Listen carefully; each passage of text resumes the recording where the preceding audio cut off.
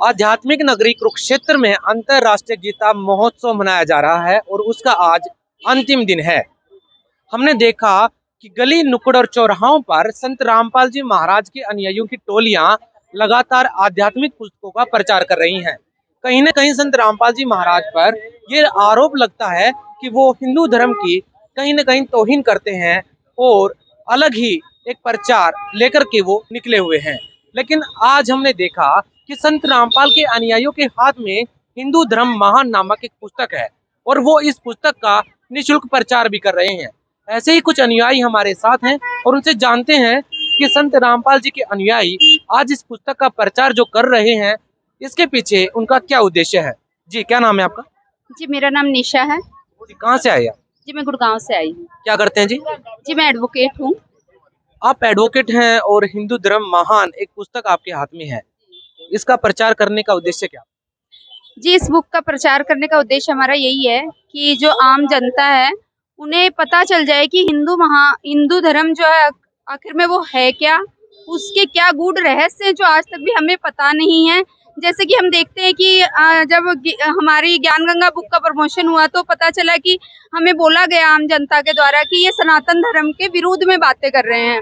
तो हम इस बुक के थ्रू ये बताना चाहते हैं कि इस बुक को पढ़ के उन्हें पता चल जाए कि हम सनातन धर्म के विरुद्ध नहीं है, असलियत हम सनातन धर्म के पक्ष में ही बात कर रहे हैं। असल में जो हमारे धर्म के अंदर, हिंदू धर्म के अंदर जो गूढ़ रहस्य छुपे हुए हैं वो हैं क्या, उसके क्या क्या फैक्ट्स हैं, क्या क्या प्रूफ हैं जो अलग अलग धर्म ग्रंथों से लेकर के संत रामपाल जी महाराज ने बताए हैं, तो वो इस किताब में लिखे हुए हैं, जिसको पढ़कर पता चलेगा कि संत रामपाल जी महाराज हिंदू धर्म के विरुद्ध नहीं, उसके पक्ष में ही बात कर रहे हैं। संत रामपाल के अनुयायियों में एक अलग ही जोश और जुनून देखने को मिल रहा है। लगातार हम देख रहे हैं कि सैकड़ों टोलियां हैं जो अलग अलग जगह पर इस पुस्तक का प्रचार कर रही हैं।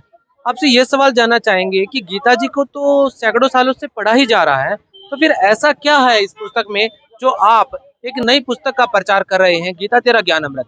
आखिर पहले की पुस्तकों में और इस पुस्तक में क्या फर्क है? जी, जैसे कि गीता जी, आपने बिल्कुल सही कहा, गीता जी को युगों युगों से पढ़ा जा रहा है, लेकिन इसके बावजूद इस पुस्तक को पढ़ के और गीता तेरा ज्ञान अमृत पुस्तक को पढ़ के हमें जो ज्ञान हुआ एज एन एडवोकेट, जो मुझे भी ज्ञान हुआ, पहले भी मैंने गीता पढ़ी थी और इसके बाद संत रामपाल जी महाराज जी से नाम दीक्षा लेने के बाद जब हमें उन गूढ़ रहस्यों का पता चला, जैसे कि 15वें अध्याय के 1 से 4 श्लोक में वो उल्टे वृक्ष का जो अर्थ समझाया है संत रामपाल जी महाराज ने, वो असल में है क्या, जबकि हमें अन्य धर्म गुरुओं के थ्रू वो चीज नहीं पता चली थी।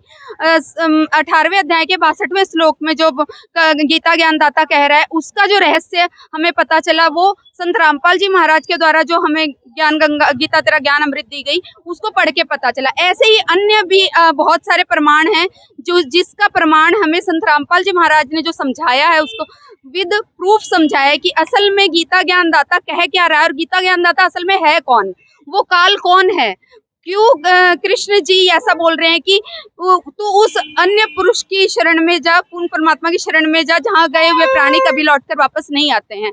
अगर वो स्वयं ही कृष्ण जी ही पूर्ण परमात्मा हैं, जैसा कि अन्य जनता बताती है, तो फिर क्यों कहा जाता, वो क्यों कह रहे हैं कि मैंने आज ये अर्जुन ये रूप तुझे ही दिखाया है, आज से पहले ना किसी ने देखा है ना कोई और देखेगा। तो इस तरीके से बहुत सारे फैक्ट्स हैं जिन पर आम जनता ध्यान नहीं देती है, क्योंकि उन्हें आध्यात्मिकता से कोई मतलब नहीं है। अगर देखा जाए तो वो अपने इस काल के लोग में इतने फंसे हुए हैं काम धंधे में कि इन सब चीजों पर विचार नहीं करते हैं, सब अंधधुंध लगे हुए हैं कि व्रत करना जबकि मना किया गया है गीता में। तो दोस्तों, आपको ये तस्वीरें हैरान कर देंगी कि आज ये किसी आश्रम में नहीं खड़े हैं, ये खड़े हैं सड़क पर और संघर्ष कर रहे हैं उस ज्ञान को लेकर के, जिस ज्ञान को लेकर के लोगों में कहीं न कहीं एक ऐसी भावना बनी हुई थी कि संत रामपाल जी महाराज के जो अनुयायी हैं वो अशिक्षित है। आज आपने देखा कि संत रामपाल की महिला अनुयायियों के साथ साथ में बहुत सारे ऐसे लोग जो आए हुए हैं जो वेल एजुकेटेड है और खुद ये एडवोकेट है।